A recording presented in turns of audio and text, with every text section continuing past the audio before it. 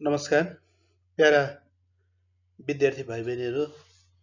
म यहाँहरूको नेपाली विषय शिक्षक वैकुण्ठ प्रसाद न्यौपाने श्री आजाद माध्यमिक विद्यालय 5 खाल 12 बालुवा काभ्रेको तर्फबाट माध्यमिक तहको कक्षा 9 परिमार्जित नेपाली विषयको पाठ्यपुस्तकमा समावेश गरिएको स्वाद शीर्षकको कथामा आधारित रहेर त्यस पाठको अभ्यास सहजीकरण क्रियाकलाप सहित आजको कक्षामा उपस्थित भएको छु। म विद्यार्थी भाइ बहिनीहरूलाई हार्दिक स्वागत गर्दै आजको कक्षा क्रियाकलापतर्फ अगाडि बढाउन चाहन्छु। आजको क्रियाकलापमा हामीले स्वाद कथामा समावेश गरिएका अभ्यासहरूको समाधानका प्रयत्नहरू र क्रियाकलापहरू सञ्चालन गर्नेछौँ। विद्यार्थी भाइ बहिनीहरू, स्वाद कथा पढिसकेपछि पाठको प्रत्येक पेजको अन्तमा त्यहाँ शब्दार्थहरू छन्। ती शब्दार्थहरूलाई यहाँले पढ्नुमा त हुन्छ नै, त्यो पढ्नुभन्दा पनि त्यसलाई अर्थ खुल्ने गरी वाक्यमा प्रयोग गर्ने प्रयत्न गर्नुभयो भने त्यो शब्दार्थको अध्ययनले विद्यार्थी भाइ बहिनीहरूको शब्द भण्डार क्षमता वृद्धि गर्दछ र भोलि परीक्षाहरूमा अथवा कुनै निबन्धहरू लेख्ने बेलामा घोरिएर बस्नुपर्ने अवस्था हुँदैन। तपाईहरुमा शब्द चाहिँ सँग खेल्ने बानीको विकास हुन्छ। शब्द भण्डार क्षमतामा यहाँहरूको विकास हुने भएको हुनाले अध्ययन अत्यन्तै फराकिलो बन्छ। त्यसैले मेहनत गर्नुहोला। शब्दार्थलाई चाहिँ नबिर्सिनु होला। कण्ठ गर्ने भन्दा पनि त्यसलाई वाक्यमा प्रयोग गरेर त्यसको अर्थ वा भाव बुझ्ने र त्यो अनुसार त्यो अभिव्यक्त गर्न सक्ने बन्ने प्रयत्न गर्नुहोला। शब्द भण्डारमा प्रश्न नम्बर 1 मा छ तल दिइएका शब्दको अर्थ लेख्नुहोस् भनिएको छ। शब्द छन् र त्यसको अर्थ पनि अर्कोपट्टि छ, मैले लेखेको छु। बहाली बहाल गर्ने, नयाँ पद, ओहदा, अधिकार आदि सम्हाल्ने काम, गर्व, इज्जत, मान सम्मान, प्रतिष्ठा, अभिमान, सेखी, घमण्ड, फारो, जतन, बचत गर्ने काम, ठिक्क मात्रामा गरिने खर्च, भाउ, मूल्य, दर, रेट, मर्यादा पनि हुन्छ, मान सम्मान, आदर पनि हुन्छ, ज्यास्ती, ज्यादै, धेरै, अघोर, उखुम, अति, अतुल्य, नोक्सानी, घाटा, क्षति, उपकार, हिनामिना, अड्डी, अडान कस्नु, जिद्दी गर्नु, ढिपी गर्नु, सेनाले जितेर दखल गरी बसेको ठाउँ अड्डी पनि भनिन्छ, सेनाको अड्डा। अनि त्यो अड्डीलाई चाहिँ झ्याल ढोकामा त्यो द्वार राख्दाखेरि खुरा अड्याउने ठाउँलाई खुरा घरलाई पनि भनिन्छ।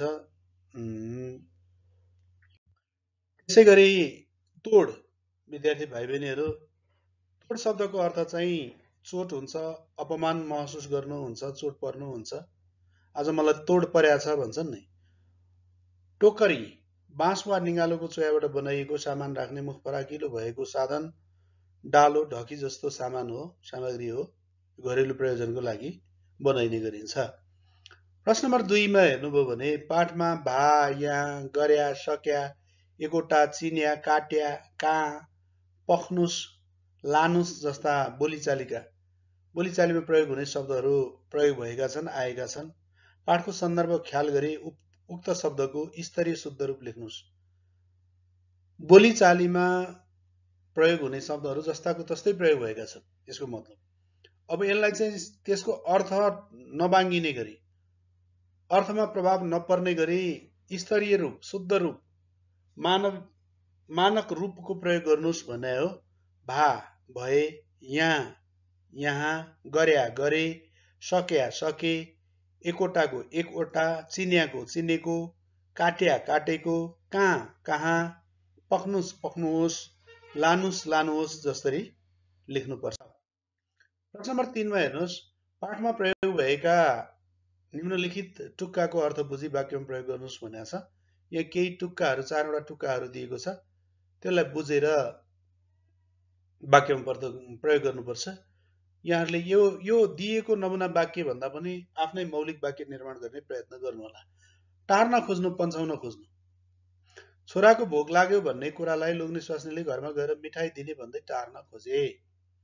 खोटो हुनु, गरिबीको चरम दलदलमा फसेको आफ्नो जीवन, आफ्नो अवस्था देखेर आफ्नो भाग्य नै खोटो भएको भन्दै स्वास्नी चाहिँ सुक्क सुक्क रुन थाले। खोटो हुनु भनेको काम नलाग्ने हुनु, कमजोर हुनु, हैन। अड्डी कस्नु, जिद्दी गर्नु, ढिपी गर्नु, अडानमा बस्नु, माछा नखाएको धेरै समय भएकोले स्वास्नी चाहिने माछा किन्ने विषयमा अड्डी कसेर लोग्नेलाई आग्रह गरी, मुखमै झुन्डिनु, धेरै समयपछि माछा पकाएर खाएकोले त्यसको स्वाद लामो समयसम्म पनि तिनीहरूको मुखमा नै झुन्डिरह्यो। प्यारा विद्यार्थी भाइ बहिनीहरू, म यहाँ अलिकति सुझाव दिन चाहन्छु।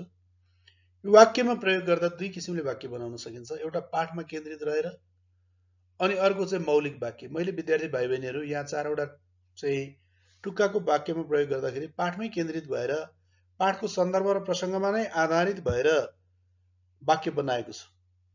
तर विद्यार्थी भाइ बहिनीहरू, मैले अघि प्रारम्भमा उल्लेख गरेँ शब्द भण्डार पढाउने बेलामा उल्लेख गरेँ शब्द क्षमताको विकासका निम्ति, शब्द भण्डारको विकासका निम्ति, अभिव्यक्तिमा निखार ल्याउनका निम्ति चाहिँ विद्यार्थी भाइ बहिनीहरूले सकेसम्म मौलिक रूपमा वाक्यमा प्रयोग गर्नुपर्ने हुन्छ।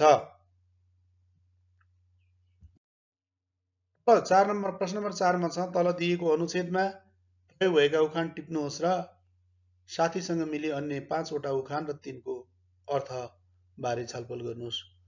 उखान पत्ता लगाउनुहोस् भनेको छ, त्यहाँ उखान टिप्नुहोस् भनेको छ हैन। अनुच्छेद चाहिँ एकचोटि विद्यार्थी भाइ बहिनीहरूले सुन्ने प्रयत्न गर्नु होला। 4 नम्बरमा, जाँगर प्रसाद मेहनती छन्, उनी खुब परिश्रमी छन्, छिमेकी अल्छी प्रसाद आएर भने के दुःख गर्छौ जाँगर प्रसाद, खुरुखुरु बसेर खान छोडेर। जाँगर प्रसादले भने अहिले दुःख गरेर केही जोरजाम गर्यो भने बुढेसकालमा बसेर खान सकिन्छ, अघिको तितो पछिको मिठो, यो एउटा उखान छ भन्ने थाहा छैन।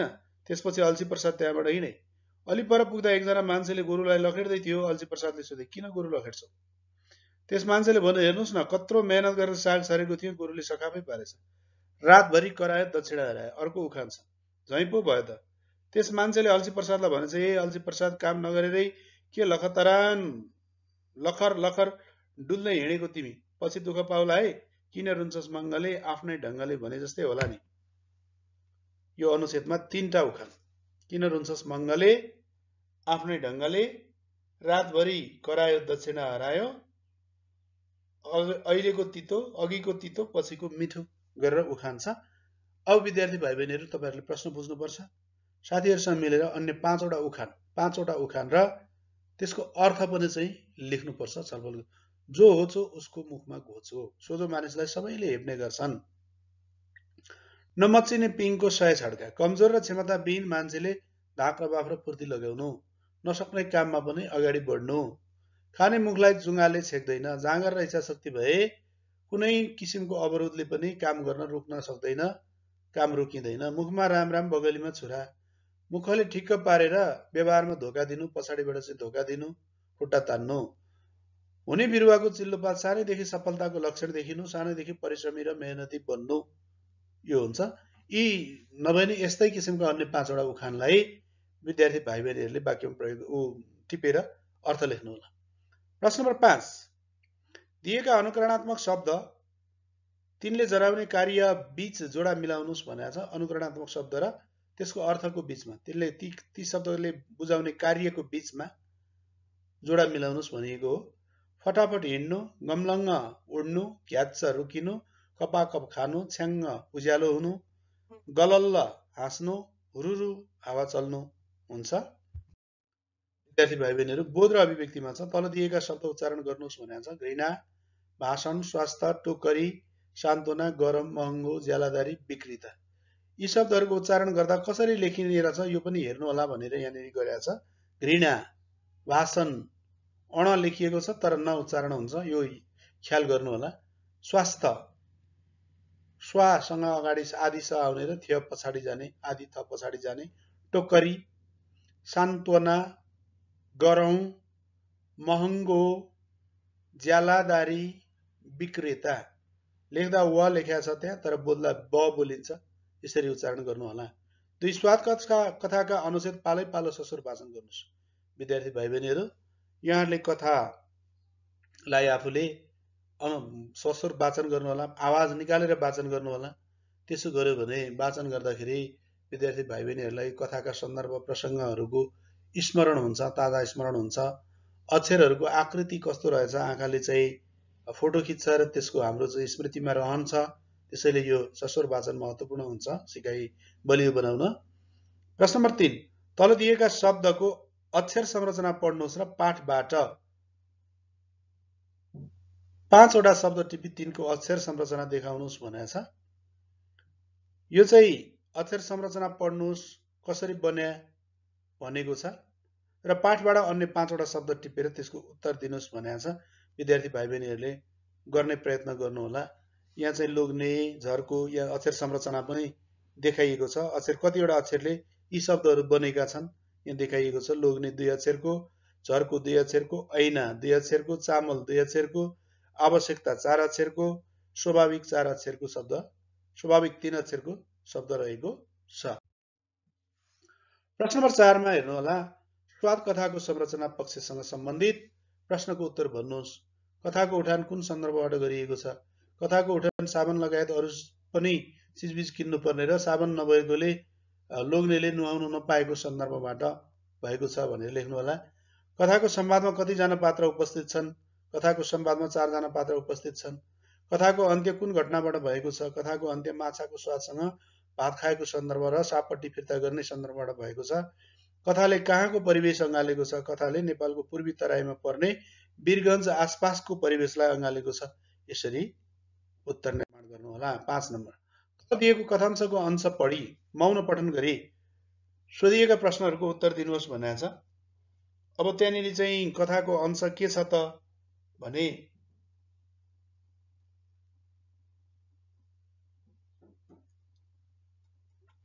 यस्तो छ। विद्यार्थी भाइ बहिनीहरू ध्यान दिएर सुन्नु होला। त्यो कथाको अंश चाहिँ अड्डामा ऊ एउटा साधारण कारिन्दा थियो। कैयौं वर्षदेखि ऊ यसै गरी साधारण थियो। बहाली भएको मितिदेखि ऊ त्यस पदमा आसीन थियो। उसको भाग्य के थियो भने एउटा पद उसको लागि आजीवन पायो। उसले आजीवन पाए, नत्र कति मान्छे त कामै नपाएर फाल्टु भइरहेका छन्। आज तलब आउने दिन थियो। ऊ 20 गतेदेखि नै तलब आउने दिनलाई व्यग्रताका साथ पर्खिन्थ्यो। ज्यादै ढिलो चालले त्यो दिन आइपुग्थ्यो। निश्चय नै त्यो एउटा दिन चाहिँ सधैँ उसलाई नोकरी गर्न पाएकामा गर्व हुन्थ्यो। कसम भोलि नुहाउला ल, कसम भोलि नुहाउँछु ल। बिहानको नुहाउने बहसलाई उसले यसै भनेर टुङ्ग्याएर टोपी मिलाउँदै अड्डातिर कुद्यो। स्वास्नी हाँस्न थाली। उसलाई पनि आज तलब बाँड्ने दिन हो भन्ने थाहा पत्तो थियो। साबनै साबन किनेर ल्याउनु क्या एक भारी, उसले भनेर घर खर्चको हिसाब गर्न कोठातिर पसी। यो अनुच्छेद छ। अब सोधिएका प्रश्नहरूको उत्तर दिनुपर्ने छ विद्यार्थी भाइ बहिनीहरू। कति मान्छे काम नपाएर फाल्टु भइरहेको अवस्थामा ए आफ्नो जागिरप्रति ऊ पात्रको धारणा कस्तो थियो? कति मान्छे काम नपाएर फाल्टु भइरहेको अवस्थामा आफूले कारिन्दा पदमा नै भए पनि जागिर पाएकोमा ऊ खुसी थियो। पात्रले नुहाउन नसक्नाको कारण के हो? साबन नभएकोले पात्रले नुहाउन नसकेको हो। श्रीमती किन खुसी हुँदै भित्र पसिन्? आज तलब आउने दिन भएकोले घर खर्चको हिसाब गर्न श्रीमती खुसी हुँदै भित्र पसिन्। अनुच्छेदमा रहेको एउटा पद आजीवन पाउनु भन्नुको आशय के हो? अनुच्छेदमा रहेको एउटा पद आजीवन पाउनु भन्नुको तात्पर्य एउटै पदमा जीवनभर काम गर्नु वा पदोन्नति नभई एउटै पदमा सधैँ बहाली भइराख्नु हो। यसरी चाहिँ यसको उत्तर निर्माण गर्नु होला। विद्यार्थी भाइ बहिनीहरू अब प्रश्न नम्बर 6 मा छ। कथा पढी दिएका संवाद कसले कोसँग भनेका हुन् पहिल्याउनुहोस् भनेको छ। साबनै साबन किनेर ल्याउनु क्या एक भारी, श्रीमतीले लोग्ने उपपात्रलाई भनेकी हुन्। मैले हिसाब गरे भन्दा बढी नै रकम पो आएछ त, उपपात्र लोग्नेले स्वास्नीसँग भनेको हो। सागपातमा धेरै भिटामिन हुन्छ, उपपात्र लोग्नेले स्वास्नीसँग भनेको हो। मलाई घर जान पनि हतार छ, माछावालाले उपपात्र लोग्ने स्वास्नीसँग भनेको हो। उपपात्र लोग्ने र स्वास्नीसँग भनेको हो। अर्काको खसी ज्यालादारीमा काटेको थिएँ, सबै पैसा भर्खरै त्यसलाई बुझाइसके। बगरे कान्छा दाइले उपपात्र लोग्नेसँग भनेको हो। प्रश्न नम्बर 7 मा हेर्नु होला। कथामा आएका महिनाभरिको थप कमाई 7.5 रुपैयाँ, माछाको मूल्य 7 रुपैयाँ केजी, 1 रुपैयाँ किलो तरकारी जस्ता भनाइबाट कथामा वर्णन गरिएको समय कहिलेको हो अनुमान गर्नुहोस्। विद्यार्थी भाइ बहिनीहरू उपरोक्त संवादका माध्यमबाट, उपरोक्त कुराकानीका माध्यमबाट यो चाहिँ विक्रम सम्वत 40 देखि 45 सालको हाराहारीमा रहेको हुनुपर्छ भनेर लेख्नु होला। प्रश्न नम्बर 8 मा तल दिएका प्रश्नको उत्तर लेख्नुहोस् भनेको छ। स्वाद कथाका लोग्ने र स्वास्नी पात्रका चारित्रिक विशेषताहरू तुलना गर्नुहोस्।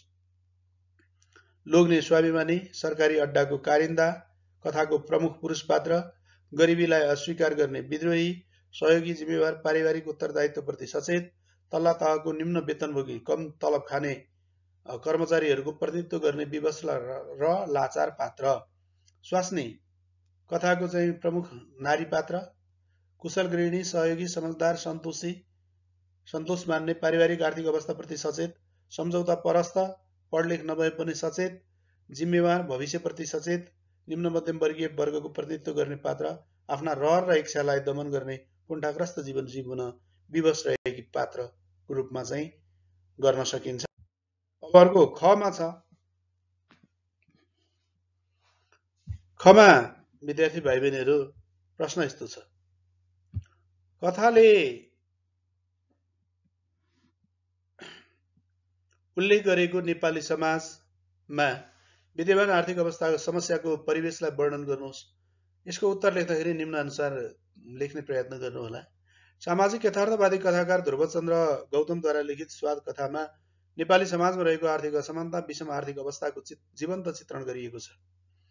न्यून वेतनभोगी सरकारी कर्मचारीको पारिवारिक आर्थिक अवस्था र मासिक खर्च धान्नको लागि तलब आउने दिन कुर्नुपर्ने मार्मिक र कारुणिक अवस्थाको चित्रण गर्दै अभाव र गरिबी बीच पनि सुख र सन्तोषपूर्ण जीवन बाँच्न सकिने प्रेरणा सन्देश कथाले दिन खोजेको पाइन्छ। कथाको उपात्र सरकारी अड्डाको कारिन्दा हो। उसले जागिरबाट प्राप्त हुने न्यून वेतनले घरको महिनावारी खर्च थेक्नुपर्छ, चलाउनुपर्छ। घर चलेको छ। चरम गरिबी र अभावको दलदलमा बाँच्न विवश भएर पनि ऊ गरिबीलाई अस्वीकार गर्ने भन्दै साबुनको अभावमा नुहाउन मान्दैन। मासिक तलब आउने दिन उसको परिवारमा खुसी छाउँछ र महिनाभरिका लागि आवश्यक घर खर्चका सामान खरिद गरेर जीवन चलाउँछन्। मिठो मसिनो खाना रहर हुँदाहुँदै पनि उनीहरूले आफ्नो रहरलाई दमित गरेका छन्। महिनामा एकपटक पनि मासु खान उनीहरूलाई मुस्किल रहेको छ। अतिरिक्त खर्च गर्नुपर्ने अवस्थामा उनीहरूले 1000 पटक सोच विचार गर्नुपर्ने स्थिति रहेको छ। चरम आर्थिक अवस्था र अभावग्रस्त पीडामय जीवन जिउनुपर्ने अवस्था विद्यमान भए तापनि उसकी श्रीमतीको समझदारपूर्ण भूमिकाले परिवार सुख र सन्तोषपूर्ण ढङ्गले अगाडि बढेको पाइन्छ। उपात्र समग्र अभाव र गरिबीसँग सङ्घर्ष गर्दै बाँच्ने न्यून वेतनभोगी कम तलब खाने सरकारी कर्मचारीहरूको प्रतिनिधि पात्र। उपात्रको भोगाई र अनुभूति मार्फत सिङ्गो देशको आर्थिक असमानता र विषम आर्थिक अवस्थाको जीवन्त चित्रण कथामा गरिएको छ भनेर उत्तर लेख्नुहोला। ग प्रश्नको मुख्य सन्देश के हो? सामाजिक यथार्थवादी कथाकार ध्रुवचन्द्र गौतमद्वारा लिखित स्वाद कथामा नेपाली समाजमा रहेको आर्थिक असमानता, विषम आर्थिक अवस्था, असमान आर्थिक अवस्थाको जीवन्त चित्रण गरिएको पाइन्छ। न्यून वेतनभोगी कम तलब खाने सरकारी कर्मचारीहरूको पारिवारिक आर्थिक अवस्था र मासिक खर्च धान्नको लागि तलब आउने दिन औँला भाँच्दै कुर्नुपर्ने, दिन गनेर पर्खिनुपर्ने मार्मिक र कारुणिक अवस्थाको चित्रण गर्दै अभाव र गरिबी बीच पनि सुख र सन्तोषपूर्ण जीवन बाँच्न सकिन्छ भन्ने प्रेरणा कथाले दिन खोजेको पाइन्छ। यस कथा मार्फत कथाकारले नेपालको विद्यमान विषम तथा असमान आर्थिक अवस्थाको उजागर गर्दै नेपाली समाजमा रहेको चरम गरिबी, आर्थिक अभाव र विभेदयुक्त आर्थिक अवस्थाको जीवन्त चित्रण गर्ने उद्देश्य राखेका छन्। यसैगरी न्यून वेतनभोगी कम तलब खाने सरकारी जागिरीहरूको अभावग्रस्त जीवनचर्या, तलबमा निर्भर रहनुपर्ने बाध्यता चित्रण गर्दै निम्न मध्यम वर्गको आर्थिक अवस्थामा सुधार ल्याउन सबै क्रियाशील हुनुपर्नेतर्फ सम्बन्धित निकायको ध्यान आकर्षण गरेका छन्। कथाकार गौतमले यस कथामा आर्थिक अभाव र गरिबीमा पनि सुख र सन्तोषपूर्ण जीवन बिताउन सकिने सन्देश दिएका छन्। पारिवारिक एकता, विश्वास र समझदारपूर्ण व्यवहारले अभाव र आर्थिक समस्याका बावजुद पनि परिवार सुख र सन्तोषपूर्ण ढङ्गले चलाउन सकिने सन्देश दिएका छन्। गरिबीकै कारणले स्वादलाई दबाएर बाँच्न विवशहरूको जीवनको मर्म र करुणापूर्ण अवस्थाको चित्रण गर्न पनि कथाको मुख्य सन्देश हो। कथाले कि पढेर जानिन्छ कि पढेर जानिन्छको मर्मलाई आत्मसात गरेको छ। उपात्रकी श्रीमतीको भोगाईले अभावमा पनि फारो र जतन गरेर परिवार चलाउन निपुण भएकी छिन्। सन्तोषपूर्ण जीवन चलाउन क्रियाशील रहेकी छिन्। अभाव र गरिबीका कारणले मानिसले आफ्ना रहर र स्वादलाई सङ्कुचन गरेर बाँच्न विवश हुनुपर्ने सन्देश पनि कथाले दिएको छ। प्रश्न नम्बर 9 मा कथा अनुसार तल दिएका घटनालाई क्रम मिलाएर लेख्नुहोस् भनेको छ। क्रम मिलाएर लेख्दाको अवस्था यस्तो हुन्छ। लोग्ने साबुन सकिएर राम्रोसँग नुहाउन नसक्नु, एउटा अड्डामा साधारण कारिन्दाको रूपमा काम गर्दै आउनु, स्वास्नीले नुहाउन जोड दिनु, तलब आउने दिनको प्रतीक्षामा रहनु, पैसा पाउना साथ किनमेलका लागि बजार जानु, स्वास्नीले शोभासँग 5 रुपैयाँ सापट्टि माग्नु आदि घटनाक्रमहरू मिलाएको हो। स्वाद कथामा हाम्रो समाजका कस्ता सामाजिक तथा सांस्कृतिक विषयको चर्चा गरिएको छ भन्नुहोस् भनेको छ 10 नम्बरमा। यसको उत्तर लेख्दा निम्न कुराहरूलाई समावेश गर्ने प्रयत्न गर्नुहोला। नेपाली साहित्यका सामाजिक यथार्थवादी तथा प्रगतिवादी कथाकार ध्रुवचन्द्र गौतमद्वारा लिखित स्वाद कथामा पारिवारिक आर्थिक विषमतालाई विषयवस्तु बनाइएको छ। सामाजिक तथा सांस्कृतिक विषयवस्तुलाई यस कथामा उठान गरिएको छ। नेपाली समाजको विषम आर्थिक अवस्थाको उजागर गर्ने सन्दर्भमा तल्लो तहमा कार्यरत कारिन्दाको पारिवारिक आर्थिक अवस्थालाई विषयवस्तु बनाइएको छ। कम तलब खाने, न्यून वेतनभोगी र आफूले पाउने पारिश्रमिकलाई दैनिक खर्चको आधार बनाउनु पर्ने निम्न मध्यम वर्गको कष्टप्रद जीवनचर्यामा कथामा प्रस्तुत गरिएको छ। साबन सकिएर समयमा किन्ने पैसा नहुँदा कथाको प्रमुख पात्र ऊ जागिरे भएर पनि समयमा नुहाउन पाएको छैन, नुहाएको छैन। घरमा खाँचो परेका दैनिक उपभोग्य वस्तु किन्न समेत तलब आउने दिन कुरेर बस्नुपर्ने आम मानिसको व्यवस्था कथामा प्रस्तुत गरिएको छ। धक फुकाएर खर्च गर्न सक्ने आर्थिक हैसियत नभएपछि हरेक अभिभावकहरूले आफ्नो र आफ्ना केटाकेटीहरूको आवश्यकता र रहर पूरा गर्न नसकेर कुँडिएर बाँच्नुपर्ने व्यवस्था, सामाजिक व्यवस्थालाई कथामा पस्किएको पाइन्छ। कथामा छिमेकमा सरसापट गरेर खर्च चलाउने, अनुकूल समयमा पैँचो वा सापट्टि फिर्ता गर्ने सामाजिक व्यवहारको पनि चर्चा गरिएको छ। नेपाली समाजमा रहेको सहयोगको सामाजिक संस्कृतिका अतिरिक्त अर्काको चियो चर्चा गर्ने संस्कार र सांस्कृतिक व्यवहारको पनि जीवन्त चित्रण गरिएको छ। मासुको विषयलाई लिएर छिमेकीले छोरो चाहिँ वैष्णव परेछ क्यारे गरे भनेर गरिएको टिप्पणीलाई अरूको दुःखलाई हाँसोमा उडाउने, मजाकको विषयवस्तु बनाउने आलोचनात्मक नेपाली चेतनाको चाहिँ कथामा प्रस्तुत गरिएको छ। अर्काको ज्यालादारीमा जीवन चलाउने, तरकारी माछा आदि बेचेर जीवन चलाउनु पर्ने सामाजिक अवस्थाको समेत चित्रण कथामा गरिएको छ। प्रश्न नम्बर 11 मा व्याख्या गर्नुहोस् भनिएको छ। आफूले भोग्नै पर्यो भन्दैमा गरिबीलाई सुमसुम्याउने त म त घृणा गर्छु। प्रत्येक गरिबीले आफ्नो गरिबीसित घृणा गर्नै पर्छ। सामाजिक यथार्थवादी कथाकार ध्रुवचन्द्र गौतमद्वारा लिखित पारिवारिक विषयवस्तुमा आधारित उत्कृष्ट सामाजिक कथा स्वादमा गरिबीले मानिसको भान्सा र स्वादमा समेत प्रभाव जमाउने र गरिबीलाई भान्सा स्वादिलो बनाउन समेत सायद अवसर कुर्नुपर्ने विवश अवस्थाको जीवन्त चित्रण गरिएको छ। व्याख्याका लागि दिएको उपरोक्त कथांशमा गरिबी आम मानिसको सामाजिक तथा राष्ट्रिय समस्या भएकोले यसलाई सुमसुम्याउँदै स्वीकार गर्न नहुने, गरिबीबाट माथि उठ्न सङ्घर्ष गर्नुपर्ने, आर्थिक रूपमा गरिब भए पनि मानसिक रूपमा दरिद्र हुनु नहुने, गरिबीसँग डटेर सङ्घर्ष गर्नुपर्ने तथा गरिबीलाई प्रत्येक गरिबीले घृणा गर्दै गरिबीबाट माथि उठ्न पर्ने भाव व्यक्त भएको पाइन्छ। कथाकारले कथाका प्रमुख पुरुष पात्र ऊ अर्थात् लोग्नेलाई आफ्नो मुखपात्र बनाई गरिबीहरूले चुपचाप गरिबीलाई स्वीकार नहुने, गरिबीलाई परास्त गर्न क्रियाशील हुनुपर्ने विचार सम्प्रेषण गर्न चाहेका छन्। गरिबीबाट माथि उठ्न, गरिबीलाई सम्मान गर्नुभन्दा पनि यसलाई घृणा गर्दै गरिबीबाट उन्मुक्तिका लागि सङ्घर्ष गर्दै अगाडि बढ्नुपर्ने विचार व्यक्त भएको पाइन्छ। अत व्याख्याका लागि दिएको उपरोक्त कथांशमा तमाम आर्थिक अवस्था कमजोर भएका र गरिबीको दलदलमा भासिएका मानिसहरू गरिबीलाई परास्त गर्न, आफ्नो आर्थिक अवस्थामा सुधार ल्याउन सदैव क्रियाशील हुनुपर्ने उत्कृष्ट भाव व्यक्त भएको पाइन्छ। परिश्रम र मेहनतले गरिबीलाई परास्त गर्न सकिने भएकोले गरिबीलाई स्वीकार गरी धैर्य र कारुणिक जीवन बनाउनु भन्दा साहस र सङ्घर्षले गरिबीलाई अस्वीकार गर्दै त्यसबाट माथि उठ्न, आर्थिक अवस्थामा सुधार ल्याउन सक्रिय हुनुपर्ने विचार व्यक्त भएको पाइन्छ।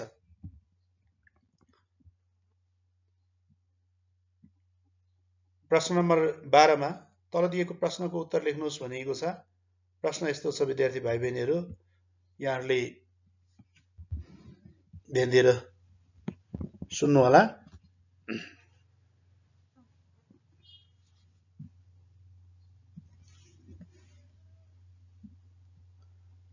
प्रश्न, स्वाद कथाले चर्चा गरे जस्तै हाम्रा समाजमा गरिबीको पीडा छ त तर्क दिनुहोस् भनिएको छ। सामाजिक यथार्थवादी कथाकार ध्रुवचन्द्र गौतमद्वारा लिखित पारिवारिक घटना तथा सामाजिक आर्थिक अवस्थालाई विषयवस्तु बनाइएको यस कथामा स्वाद कथामा न्यून वेतनभोगी, कम तलब खाने सरकारी जागिरीहरूको आफ्ना दैनिक आवश्यकता परिपूर्ति गर्न समेत तलब आउने दिन कुर्नुपर्ने कारुणिक अवस्थाको सजीव चित्रण उतारिएको छ। कथाकारले गरिबी, आर्थिक अभावग्रस्त पारिवारिक विषयवस्तु प्रस्तुत गर्दै पारिवारिक एकता, समझदारी, आपसी विश्वास र सहयोगी भावना भएमा सुख र सन्तोषपूर्ण जीवन बिताउन सकिने सन्देश दिएका छन्। कथामा वर्णन गरिए झै नेपाली समाजमा पनि गरिबी व्याप्त रहेको छ। कतिपय गरिबहरूले आफ्नो गरिबीलाई बहाना बनाए अरूसँग हात तेर्स्याई पराश्रित बन्ने र अपमानित तथा परनिर्भर जीवनतर्फ आफूलाई डोर्याएको पाइन्छ। साथै कतिपय गरिबहरू गरिबीलाई परास्त गर्न, गरिबीबाट माथि उठ्न आफूमा निहित सिप चलाइरहेका छन्। पसिना बगाई श्रमको सम्मान गर्दै पाखुरा बजार्दै अगाडि बढेका छन्। नङ्ग्रा खियाउँदैछन्। जो श्रम, पसिना र क्रियाशीलतामा विश्वास गर्दै अगाडि बढेका छन् उनीहरूसँग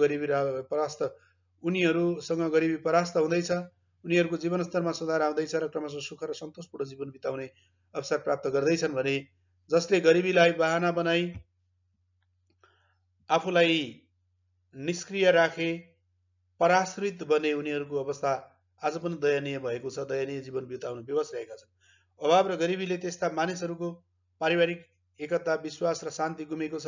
उनीहरूको दया र सहानुभूतिको पात्र बनेर आधारभूत आवश्यकता परिपूर्ति गर्न समेत अरूकै कठपुतली बन्नुपर्ने, अरूसँगै हात पसार्नु पर्ने लाचार अवस्थामा रहेका छन् भनेर उत्तर निर्माण गर्नुहोला। अब यसै गरी खमा जीवनका दैनिक आवश्यकता पूरा गर्न धौधौ हुने हाम्रो वास्तविकलाई कथाले प्रस्तुत गरेको छ, समीक्षात्मक टिप्पणी गर्नुहोस् भनेको छ। यसको उत्तर लेख्दाखेरि निम्न कुराहरूलाई समावेश गर्नुहोला। सामाजिक यथार्थवादी कथाकार ध्रुवचन्द्र गौतमद्वारा लिखित पारिवारिक घटना तथा सामाजिक आर्थिक अवस्थालाई विषयवस्तु बनाइएको छ। न्यून वेतनभोगी सरकारी कर्मचारीहरूको आवश्यकता, आफ्ना दैनिक आवश्यकता परिपूर्ति गर्न समेत तलब आउने दिन कुर्नुपर्ने कारुणिक अवस्थाको सजीव चित्र उतारिएको छ। कथाकारले गरिबी, आर्थिक अभावग्रस्त पारिवारिक विषयवस्तु प्रस्तुत गर्दै एकता, समझदारी, आपसी विश्वास र सहयोगी भावनाले सुख र सन्तोषपूर्ण जीवन बिताउन सकिने सन्देश दिएका छन्। नेपाली समाज तथा सामाजिक अवस्थाको सजीव चित्र उतारिएको यस कथाले आर्थिक अवस्था र गरिबीका कारण जीवनका दैनिक आवश्यकता पूरा गर्न समेत धौधौ पर्ने हाम्रो वास्तविकलाई प्रस्तुत गरेको छ। कथाको प्रमुख पुरुष पात्र ऊ लोग्ने र उसकी स्वास्नीलाई मासिक खर्च तथा परिवार चलाउन अप्ठ्यारो परेको छ। उनीहरूले मासिक खर्च तथा परिवार चलाउन समेत तलब आउने दिन औँला भाँच्दै गर्नुपर्ने अवस्था छ। अभाव र गरिबीकै कारण उनीहरूले आफ्ना रहर पूरा गर्न त परै जाओस्, बजारमा केही खानेकुरा खाने आफ्नो 4 वर्षे छोराको चाहिँ चाहनालाई समेत बहानाबाजी गरेर टार्नु परेको छ। उनीहरूले घरमा गएर मिठाई दिने, भोक लागेको छोरालाई, बजारमा भोकाएको छोरालाई घरमा लगेर घरमा फर्केपछि मिठाई दिने आश्वासनमा सीमित गरेका छन्। उनीहरू आफ्नो आर्थिक अवस्थाले आफै कुँडिएका छन्, खुम्चिएका छन्। श्रीमती चाहिँले आफ्नो चुरा लाउने रहरलाई खुम्च्याएकी छ, भोलि लाउने बहानामा टारेकी छ। गरिबी र अभावको चरम अवस्थाले गरिबी र अभावको चरम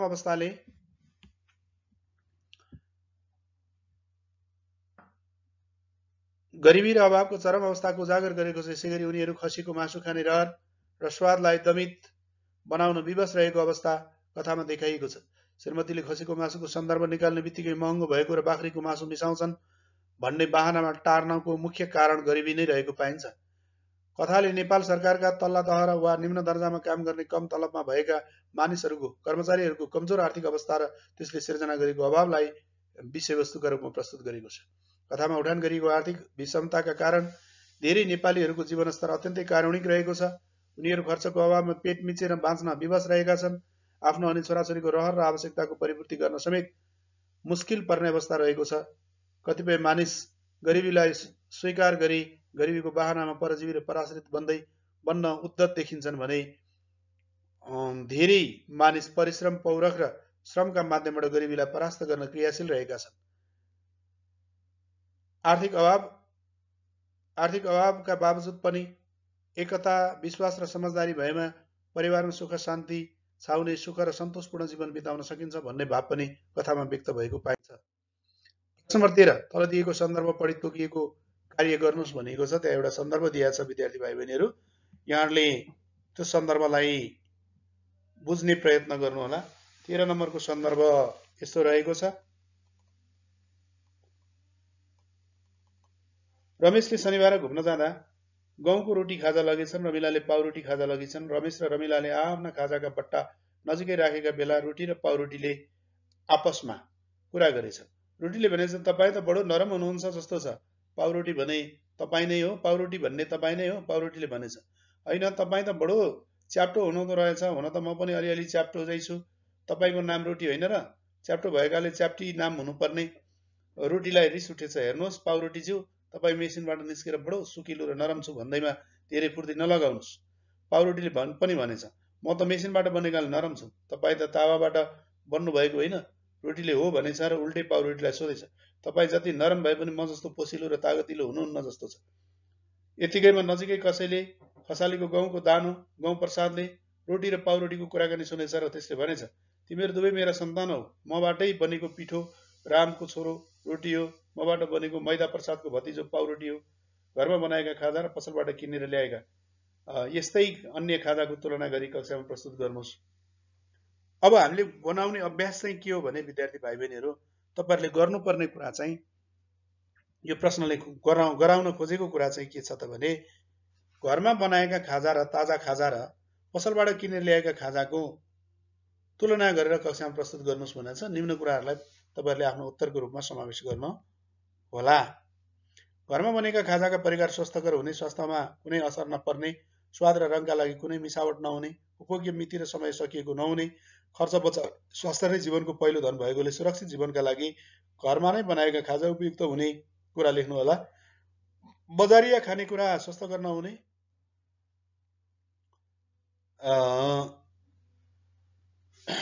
स्वाद रङ र गन्धलाई प्राथमिकता दिइने भएकोले बजारिया खाजाबाट विभिन्न खालका रोगहरू लाग्न सक्ने, उत्पादन र उपभोग्य मिति समाप्त भएका पनि हुन सक्ने, जसले खानाकै कारण स्वास्थ्यमा प्रतिकूल प्रभाव गर्न सक्ने, कहिलेकाहीँ चाहिँ जीवनै समाप्त हुने जोखिम पनि हुने र यसले खर्च पनि बढाउने हुन्छ। यस्तै कुरालाई यहाँहरूले उत्तरमा समावेश गर्नु होला। त विद्यार्थी भाइ बहिनीहरू जहाँ रहनुहुन्छ प्रस्त मस्त र व्यस्त रहनुहोस्। यो अभ्यास सहजीकरण क्रियाकलापहरू यहाँहरूलाई उपयुक्त लागेमा लाइक, शेयर र सब्स्क्राइब गर्न नभुल्नु होला। आजको दिन यहाँहरूको स्वस्थ रहोस्, मस्त रहोस्, व्यस्त रहोस्। धन्यवाद, नमस्कार।